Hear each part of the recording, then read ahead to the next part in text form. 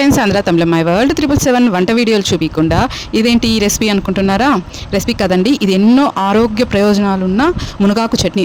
ఏంటి మునగాకులో తాలింపు చేస్తారు కానీ ఇలా చట్నీ కూడా చేస్తారా అనుకుంటారా? అలా మీకు డౌట్ రాకూడదనే రెసిపీ ఎలా చేయాలో చూపిస్తున్నాను. శనగపప్పు, ఉద్దిపప్పు, అలాగే కొద్దిగా ధనియాలు, ఇంగువ పొడి, అలాగే ఎండుమిర్చి, కొద్దిగా వెల్లుల్లిపాయలు, ఇంకా చింతపండు, జీలకర్ర కొద్దిగా వేసుకోవాలి. అలాగే కొద్దిగా పసుపు వేసుకోవాలి. ఈ ఇంగ్రీడియంట్స్ అంతా గుర్తుపెట్టుకోండి, షార్ట్ని సేవ్ చేసుకోండి.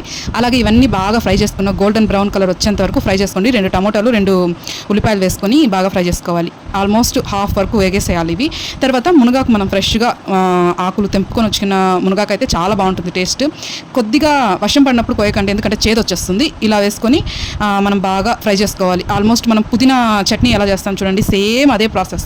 దీంతో ఏం డిఫరెంట్ ఉండదు. పుదీనా వేయకుండా మనం మునగాకు వేస్తాం అంతే. ఎంత టేస్ట్గా ఉంటుందంటే చట్నీ నెయ్యి వేసుకొని తిన్నారా, అబ్బా అంత టేస్ట్గా ఉంటుంది. నెక్స్ట్ కొద్దిగా కల్లుపు వేసుకోవాలి, లాస్ట్లో దింపేటప్పుడు వేసుకోండి. ఇంకంతే. ఇంకా దీన్ని మిక్సీ పట్టేయడమే. ఇలా మిక్సీ పట్టేస్తే పుదీనా చట్నీనా లేకపోతే ఇది మునగాకు చట్నీనా అని కనిపెట్టడం చాలా కష్టం. టేస్ట్ మటుకు చాలా బాగుంటుంది. ట్రై చేయండి.